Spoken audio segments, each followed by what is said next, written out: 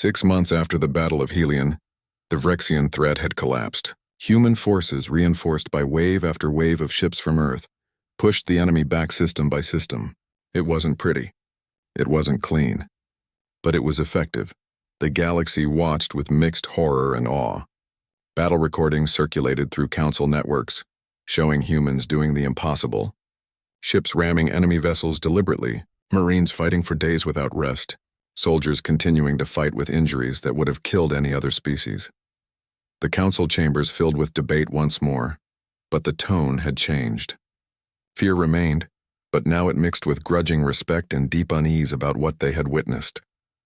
They saved us, High Examiner Quilmara said quietly, reviewing casualty reports. 15 worlds liberated. Billions of lives saved. The Vrexian fleet destroyed, all accomplished by human forces that never exceeded 20,000 personnel. At what cost? Senator Krillix demanded. Look at these recordings. They fight like animals. They accept casualties that would break any civilized military. They use weapons that kill indiscriminately. This isn't warfare. It's savagery. It's effective savagery, Fleet Commander Thurine countered. She had spent months alongside human forces, watching them fight. Our ships are elegant, our tactics refined, our weapons precise. And we were losing. The humans fight ugly because it works. They win battles we couldn't even survive. Krillix pulsed angry red. You're defending them? After everything we've seen? They're dangerous. More dangerous than we imagined. Yes, they helped us, but who's to say they won't turn those weapons on us next? They won't, Dr. Yuna said. She sat in the chambers as Earth's official representative now, her medical expertise having saved hundreds of Council citizens during the war. You still don't understand humans. You see our capacity for violence and assume we're violent by nature, but you're confusing capability with intent. Explain, Quilmara requested. Yuna stood, displaying images on the chamber's holographic screens. After every battle, what did human forces do? They provided medical aid to enemy wounded. They rebuilt damaged infrastructure on liberated worlds. They shared food and supplies with refugees. They didn't claim territory or demand payment. They helped and then moved on. The images showed human medics treating Vrexian prisoners, engineers rebuilding colony structures, soldiers distributing emergency rations to alien children who had fled the fighting. This is what you don't see when you focus only on the violence, Yuna continued. Humans fight fiercely when we must, but we also heal, build, and protect. We're not monsters. We're just very, very good at surviving. And sometimes survival requires violence. Sometimes, Krillix challenged. Your entire history is violence. War after war after war. Yes, Yuna agreed. But look at what we built between the wars. Art, music, philosophy, science. We reached for the stars seeking peace, not conquest. We came to you as friends, remember?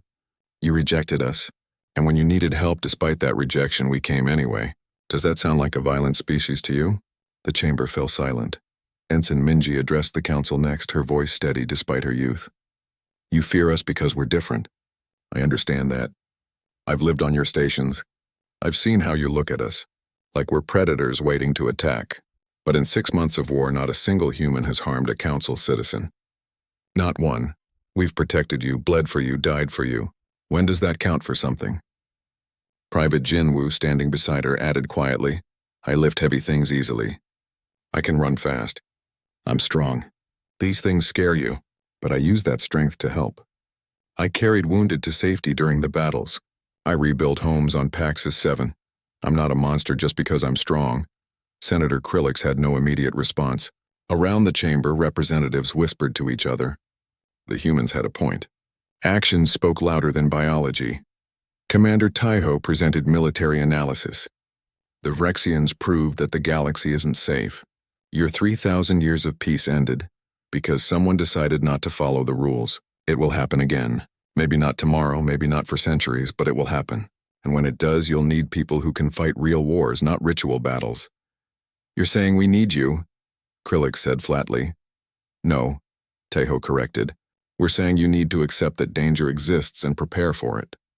That might mean working with us, or it might mean learning from us. Or it might mean accepting that gentle species can only remain gentle when someone else does the hard work of protecting them. The debate continued for weeks. Every day more evidence arrived. Human forces completing liberation operations, human medical teams treating wounded Council citizens, Human engineers rebuilding destroyed infrastructure. The pattern was consistent. Fight hard when necessary, help generously afterward. Captain Hana finally addressed the council directly, her message broadcast across all council worlds. She spoke simply, without diplomatic flourish. We understand your fear.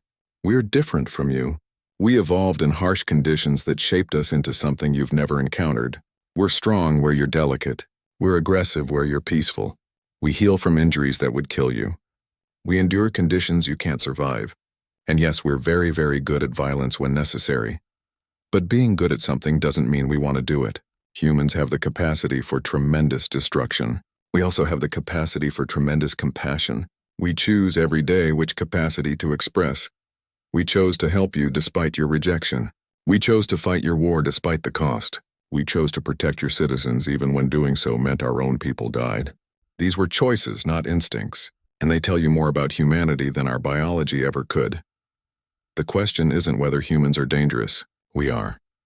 The question is whether you can accept dangerous allies who choose to use their strength for good. Because the galaxy has changed. The Vrexians won't be the last threat.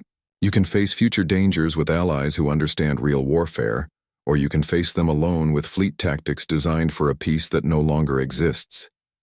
We're offering partnership, not dominance, not conquest. Just cooperation between different species working toward the same goal. We're not asking you to stop being afraid of us. We're asking you to trust us anyway. Trust our actions. Trust our choices. Trust that we can be both dangerous and decent. The choice is yours. But choose knowing that humans keep our promises. We promised to help, we did. If you accept us, we promise to protect the Council and its values. We'll keep that promise too, no matter what it costs us. The broadcast ended. Across Council space, billions watched and wondered. The humans had proven themselves in battle. The question was whether the galaxy could overcome 3,000 years of peaceful evolution and accept that sometimes protection requires predators. Fleet Commander Thureen spoke to Quilmara after the broadcast. They're right, you know. We've been safe so long we forgot that safety is maintained, not assumed. We need them. Not just their strength, but their reminder that gentle societies need guardians. But can we trust them? Quilmara asked. Can we afford not to? Thureen replied. Look at what they've done. Look at their choices. They're offering to be our shield, not our conquerors. When has any species in history done that? The vote was scheduled for the following week. The galaxy held its breath, waiting to see whether fear or gratitude would win. The Helion system burned, 3 council worlds orbited the dying star, and the Vrexian fleet had come to claim them. 200 enemy ships swarmed through space, their hive-mind coordination creating patterns that no individual species could match. They moved as one organism, attacking with perfect timing and ruthless efficiency. The Council Defense Fleet, 60 ships strong, maintained their traditional formation. Elegant curves, precise spacing, weapons charged but held in reserve. They broadcast surrender terms on all frequencies, hoping the Vrexians would negotiate. The Vrexians didn't respond. They never did. Colonel Soman watched the tactical display from the Indomitable's bridge. The 5 human ships hung at the edge of the system, studying the enemy. Around her, the bridge crew worked in focused silence. No panic, no uncertainty, just professionals preparing for war. Council fleet is requesting we take position in their formation, her communications officer reported. Denied. Soman said calmly, tell them to fall back to defensive positions around the second planet. We're going in. Ma'am, we're outnumbered 40-1. I can count, Lieutenant. Soman smiled coldly. All ships, Combat Protocol Alpha 7. Maximum acceleration. We're going right through them. The human ships surged forward. 5 gravity acceleration pressed everyone into their crash couches, a force that would have killed any council species instantly. Human crews, bred on a high-gravity death world, simply gritted their teeth and endured. The Vrexians noticed the small human fleet approaching and redirected 30 ships to intercept. They expected the humans to slow down, to maneuver, to follow standard combat doctrine. The humans didn't slow down. They accelerated harder. Warning klaxons blared across the Indomitable as enemy weapons locked on. Point defense systems roared to life, filling space with depleted uranium rounds fired at relativistic speeds. Not the elegant energy weapons of council ships, just kinetic kill rounds moving fast enough to punch through armor like paper. Phyrexian ships exploded. Their shields, designed to deflect energy weapons, did nothing against solid metal, traveling at a significant fraction of light speed. The hive mind reeled, unable to comprehend an enemy that simply ignored defensive screens. Then the human ships reached the Phyrexian formation. What happened next would be analyzed by military historians for generations.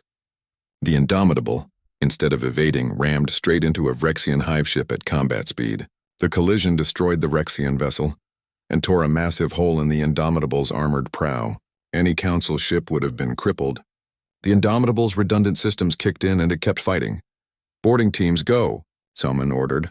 Armored Marines launched from the damaged section, using the collision point as an entry. They fought through the burning wreckage of both ships, through vacuum and fire into the heart of another Phyrexian vessel. What followed was close-quarters combat in zero gravity, humans fighting with weapons that would have been banned in Council space. Captain Nari led her team through the Phyrexian ship's corridors. Her tactical display showed dozens of enemy signatures converging on their position. Good. That's what they wanted. "Grenades out," she ordered. Her Marines scattered, taking cover as explosive devices filled the corridors with fire and shrapnel. Phyrexian warriors, evolved for cold efficiency rather than resilience, died in waves. The ones that survived met human soldiers in hand-to-hand combat. The Phyrexians were strong and coordinated. Humans were stronger and meaner. Private Jinwoo, assigned to Nari's team, fought with a broken arm, simply had a medic inject him with painkillers and kept fighting. Another Marine, wounded badly enough that any Council soldier would have withdrawn, strapped on a tourniquet and returned to combat. "They're insane," a Phyrexian might have said if they could speak. "They should be dead." Why won't they die? Because humans didn't quit. It wasn't in their programming. On the planet's surface, Major Hyunwoo's ground forces defended the colony of Paxis 7.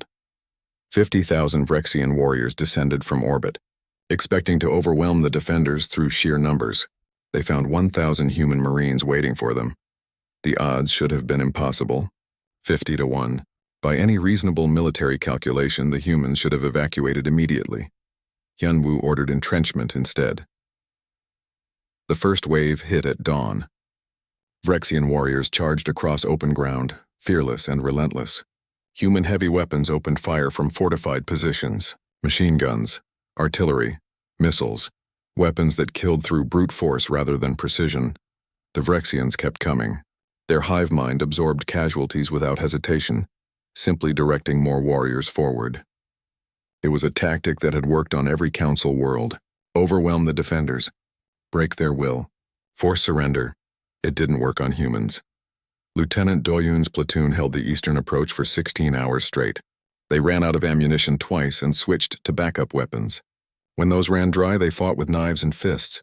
Doyoon himself took a Phyrexian blade through his shoulder and kept fighting for another 3 hours, before allowing a medic to look at him. "You need evacuation," the medic said, staring at the wound. "I need ammunition and water," Doyoon corrected. "Patch me up and get me back on the line," the medic argued. Doyoon ignored him. The wound was bad but not immediately fatal. His platoon needed him more than he needed a hospital bed. This happened across the entire defensive line. Humans fought through injuries that would have incapacitated Council soldiers. They endured pain that should have broken them. They simply refused to quit. Dr. Yuna worked in a field hospital that was really just a reinforced bunker. She performed surgery under combat conditions, with explosions shaking the walls and wounded streaming in faster than she could treat them. No sterile environment, no advanced equipment, just a doctor with steady hands and an absolute refusal to let her patients die. "This one's lost too much blood," a nurse said, checking a wounded Marine. Yuna looked at the injury: severe, critical, probably fatal by Council standards. "Then we give him more blood. Get me a transfusion kit, move." She worked for 72 hours straight. No sleep, no breaks. Just patient after patient, saving lives through sheer stubborn determination. When she finally collapsed from exhaustion, another doctor took her place and kept working. The battle raged for 3 days. The Phyrexians, for the first time in their species' history, encountered an enemy they couldn't break. They threw warriors at the human positions in waves, and humans held. They coordinated perfect attacks using their hive mind advantage, and humans adapted and countered. On the 4th day, something unprecedented happened. The Vrexian forces withdrew. They had never retreated before, not once in their entire campaign, but humans broke them. Colonel Somin surveyed the aftermath from the Indomitable's damaged bridge. 3 of her 5 ships were heavily damaged. Her marine force had taken 30% casualties, 600 soldiers dead or critically wounded. By Council standards, such losses would mandate immediate withdrawal and years of mourning. Somin requested reinforcements to press the attack. Fleet Commander Theorine, watching from a Council command ship, couldn't comprehend it. Your people are dying. How can you just continue? Because the job isn't done, Somin replied simply. The Vrexians are still out there. More worlds are threatened. So we keep fighting. At what cost? Whatever it takes. Theorine looked at the tactical displays showing human ships and soldiers pushing forward, despite horrific damage. She saw Marines fighting with wounds that should have killed them. She saw ships that should have been destroyed still firing weapons. She saw species that simply would not quit no matter how much it hurt. And for the first time, she understood what Deathworlders really meant.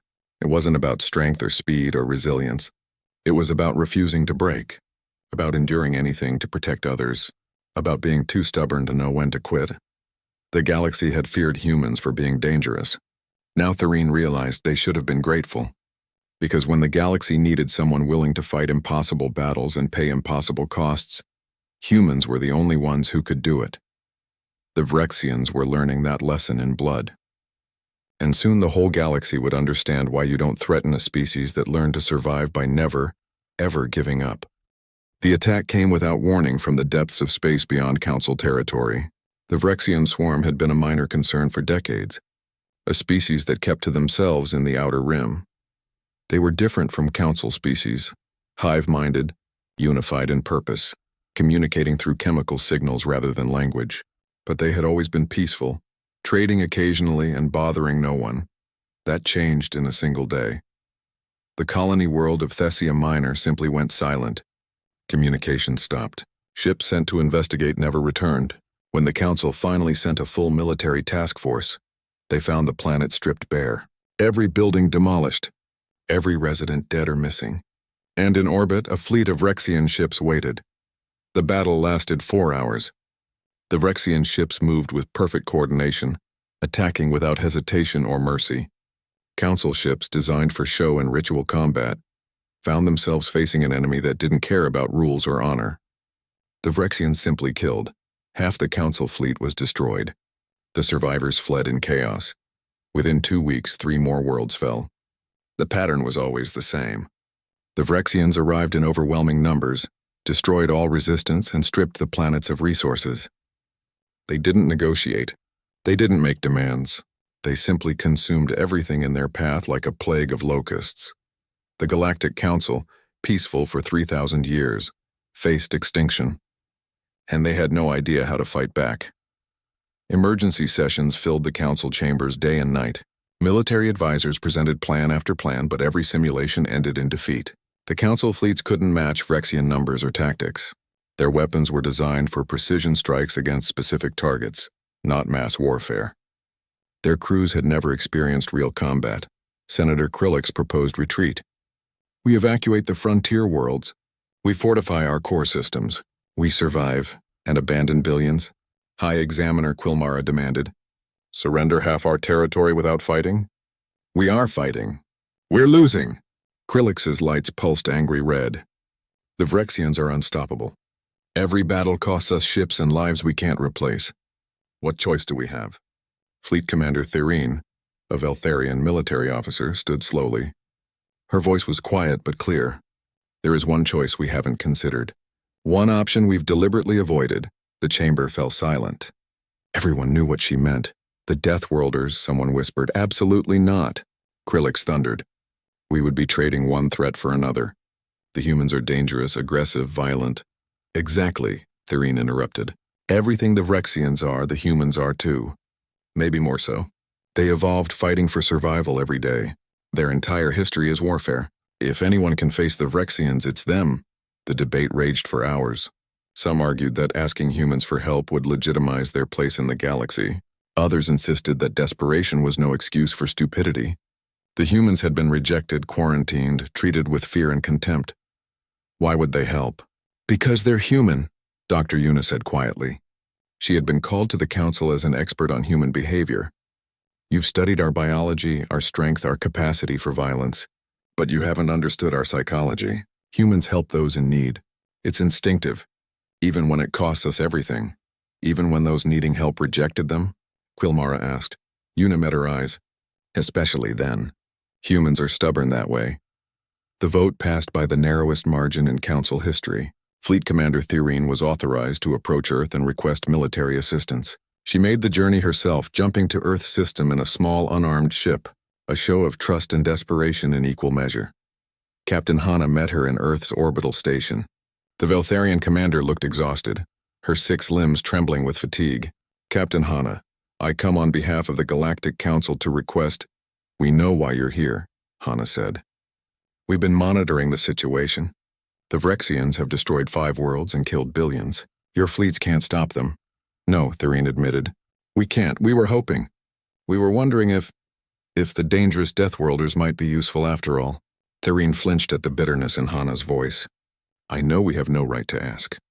We rejected you, quarantined you, treated you as threats rather than potential allies. But billions of innocent lives are about to die because the galaxy forgot how to fight real wars, Commander Taiho finished. He stood beside Hana, studying tactical displays. Your ships are beautiful but fragile. Your tactics assume the enemy will follow rules. Your crews have never seen actual combat. Against the Vrexians, you don't stand a chance. I know, Thirine whispered. Hana looked at the displays showing Vrexian fleet movements. She thought about the Council's fear and prejudice. She thought about being called monsters and Deathworlders. She thought about how easy it would be to say no, to let the galaxy that rejected them burn. Then she thought about billions of innocent people dying because their leaders were too afraid to accept help from someone different. We'll help, she said finally, on one condition. When this is over, when we've bled and died for your worlds, the Council will accept that humans are not your enemies.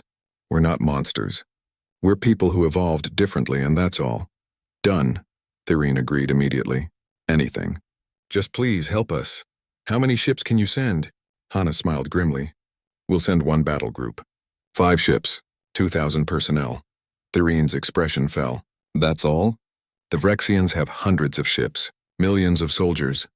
Then your odds just improved significantly, Taiho said. Trust me. 3 days later, the UNS Indomitable led 4 sister ships through the jump to Council space. Colonel Soman commanded the battle group from the Indomitable's bridge. Beside her, Major Hyunwoo coordinated the Marine detachment. On the hangar deck, Captain Nari inspected her combat team for the 3rd time. The human ships looked nothing like Council vessels. Where Council ships were graceful and elegant, human warships were brutal and functional. Thick armor, redundant systems, weapons batteries that bristled from every surface. Ships built not for show but for war. Council liaison officers assigned to the human fleet watched the preparations with growing unease. Human soldiers didn't train with simulation weapons. They used live ammunition, practicing in conditions that would kill Council troops. They spoke casually about acceptable casualty rates, about fighting wounded, about tactics that assumed horrific losses. Are they always like this? A Morphix observer asked Dr. Yuna. Like what? So comfortable with violence? With death? Yuna looked at the Marines running combat drills, their faces focused and calm. They're not comfortable with it. They just accept it as reality. War isn't a game to humans. It's not ritual or show. It's brutal and terrible and necessary. These soldiers know what's coming. They know some won't come back, but they'll go anyway because people need help. I thought we were saved when they agreed to come, the observer said quietly. Now I'm not so sure. They might be more frightening than the Vrexians. Maybe, Yuna admitted, but they're frightening in the right direction. And that's going to make all the difference. The human fleet jumped toward the front lines. Behind them, Earth prepared more ships and more soldiers.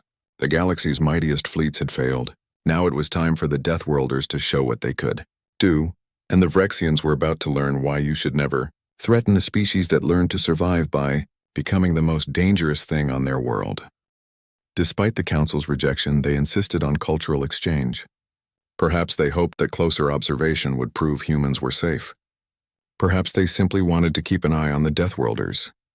Either way, 6 months after the Horizon returned to Earth, 2 humans found themselves assigned to Council Station Harmony, the largest diplomatic station in Council space. Ensign Minji tried not to be nervous as she stepped off the shuttle. At 23, she was one of Earth's brightest young officers, chosen for her diplomatic skills and calm temperament. Beside her, Private Jinwoo carried their equipment bags with easy strength. He grinned at everything, excited to see alien worlds. Their Veltharian host, Administrator Pelix, greeted them with obvious discomfort. His 6 limbs trembled slightly as he gestured them toward their quarters. Welcome to Harmony Station. I must inform you that modifications have been made for your unique requirements. The quarters turned out to be a converted cargo bay with artificial gravity set to Earth normal. The rest of the station operated at 0.6 G, comfortable for most Council species but like walking on the moon for humans. We didn't want to impose, Minji said carefully. It's not an imposition, Pelix replied quickly. Too quickly. We simply wish to ensure your comfort and the safety of other residents. Perhaps it would be best if you remained in your quarters when possible. Jinwoo frowned but said nothing.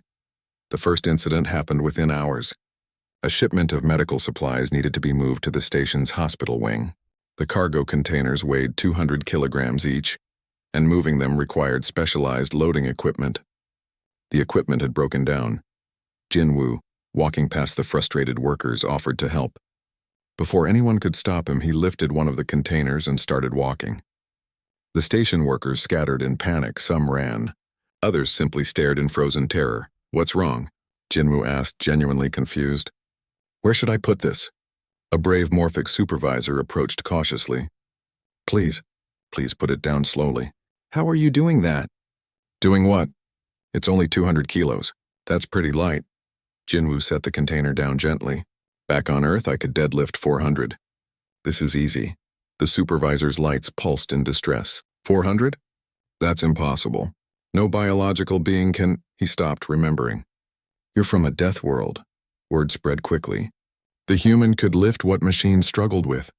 Station residents began avoiding the corridors when Jinwoo passed. Parents pulled their children away. It hurt more than Jinwoo wanted to admit. Minji tried to build better relationships. She volunteered at the station's recreation center, thinking exercise was universal. The coordinator, a cheerful being named Trixis, welcomed her enthusiastically. We're so excited to have you. Perhaps you could join our distance running group? We're training for the station marathon. Minji agreed happily. Finally something normal, something that didn't involve fear or weapons. The running group met the next morning. 15 participants from various species, all elite athletes by their standards. The course was 10 kilometers around the station's outer ring. Trixis explained that finishing under 2 hours was considered excellent. Minji did some quick math. That was 12 minutes per kilometer. That was slow, very slow. But she didn't want to seem rude, so she simply lined up with the others. The race began. Minji held back, trying to match the pace of the fastest runners. It felt like walking. After 3 kilometers, the leaders began to struggle. After 5, runners started dropping out, exhausted. Minji wasn't even breathing hard. Are you okay? She asked a Veltharian runner who had collapsed on the track, gasping. Can't go further, the alien panted. Minji looked around. She was the only one still on the course. Everyone else had either finished or given up. She'd been running so slowly, holding back so much that she'd accidentally lapped the field. Trixis approached with medical scanners. How are you not exhausted? You've been running for over an hour. An hour isn't that long, Minji said apologetically. On Earth, some people run for 6 or 7 hours straight. Ultramarathons can be over 100 miles. Trixis dropped his scanner.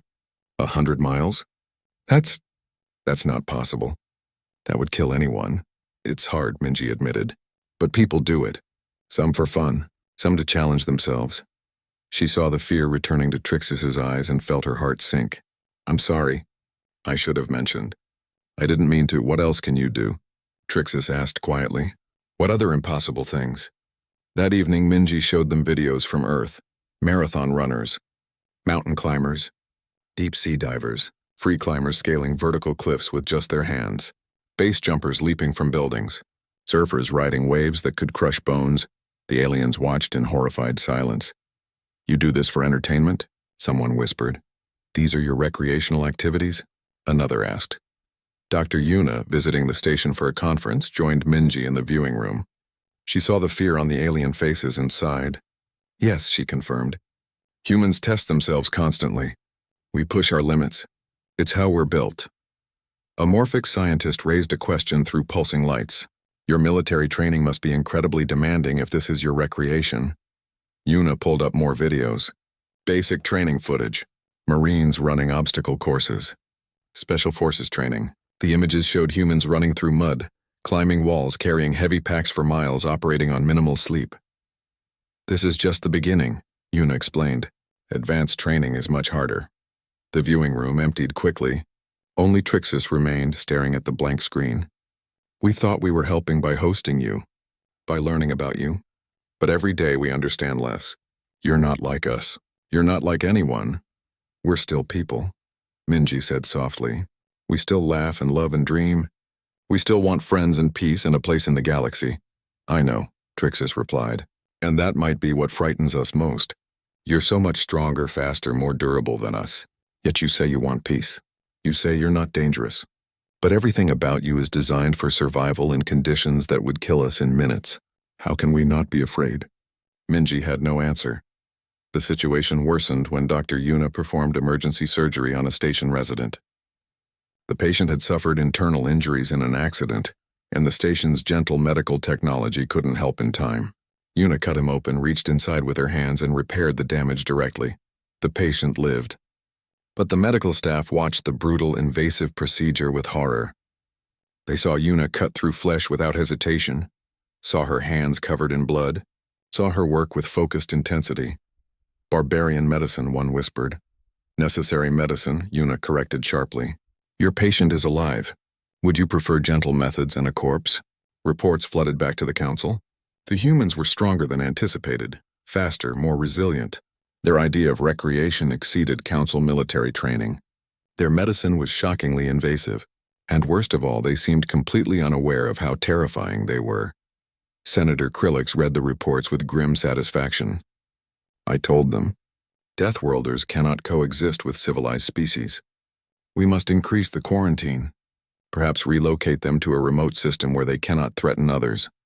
But High Examiner Quilmara read the same reports and saw something different. The human who lifted cargo did so to help. The runner held back to avoid showing off. The doctor saved a life with methods that worked when nothing else could. They're trying, she said quietly. They're trying to fit in, to be gentle, to be acceptable. But they can't change what they are. The question was whether the galaxy could accept what they were, and time was running out to find an answer. The stars had known peace for 3,000 years. Across the spiral arm of the galaxy, 47 different species lived in harmony under the guidance of the Galactic Council. They traded goods, shared knowledge, and settled their few disputes through careful negotiation and ritual combat that rarely resulted in actual death. War, as humans would understand it, simply did not exist anymore. The council chambers floated above the planet Velthara Prime, a world of gentle winds and perfect temperatures. Inside the Great Hall, representatives from dozens of worlds gathered in their breathing tanks and gravity cushions. The Veltharians, tall and graceful with their 6 delicate limbs, managed most council affairs. The Morphics, beings of pure logic who communicated through light patterns, handled military matters. Together they had created a civilization built on reason and restraint. Captain Hana stood in the center of the chamber, feeling the weight of 1,000 alien eyes upon her. She was the first human to ever address the Galactic Council. Behind her stood Commander Taiho, his military uniform crisp and formal, and Dr. Yuna, who clutched her data tablets with nervous fingers. Their ship, the UNS Horizon, waited in orbit above, humanity's first faster-than-light vessel. The questioning had gone on for hours. At first it was cordial. The council wanted to know about Earth, about human culture, about their technology. Hana answered each question carefully, aware that every word would shape how the galaxy viewed her species. Then they asked about Earth itself. Our world has one standard gravity unit, Hana explained. Our atmosphere is 21% oxygen. We have seasons that range from -40 to +50 degrees Celsius, depending on location. The chamber erupted in shocked murmurs. A Veltharian council member actually fainted, her breathing apparatus disconnecting as she fell. Others backed away from the humans as if they carried a disease. High Examiner Quilmara, the lead Veltharian scientist, approached cautiously. Her voice trembled through the translation device. Captain Hana, what you describe is a Class 12 death world. The highest danger classification we have. No civilized species has ever evolved on such a planet. Until now, Taiho said quietly. The next day, the council insisted on biological testing. Dr. Yuna protested, but Hana agreed. If they wanted to join this galactic community, they needed to be transparent. The results terrified the council scientists. Quilmara reviewed the data 3 times before she believed it. She called an emergency session, and the chamber filled with the galaxy's leading medical experts. They studied human anatomy like one might study a dangerous predator in a cage. Their bones, Quilmara began, her voice shaking, are 3 times denser than standard biology. Their muscles operate at efficiency levels we thought impossible. They have redundant organs, 2 kidneys, 2 lungs that can function independently. Their heart alone pumps with enough force to damage our medical equipment. A Morphic scientist displayed holographic images. Observe their healing capability. A broken bone repairs itself in mere weeks. Cuts and wounds seal within days. Their immune system doesn't just defend against disease, it actively hunts and destroys invaders with what we can only call militaristic aggression. There's more, Quilmara continued. She displayed images of Earth's wildlife, lions, bears, sharks, crocodiles.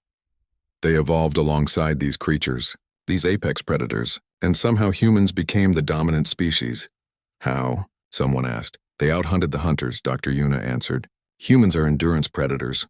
We can track prey for days without stopping. We can run until our prey collapses from exhaustion. We don't have claws or fangs, so we made weapons. We learned to hunt in packs. We learned to plan and ambush and strategize. The chamber fell silent. They still hunt, Quilmara whispered. For sport. For recreation. I have watched their entertainment videos. They climb mountains that would kill us from low oxygen. They dive to ocean depths that would crush our bodies. They deliberately jump from flying aircraft with only fabric to slow their fall, and they call it fun. Senator Krillix, a high-ranking Morphix official, pulsed with angry red light. This confirms my fears.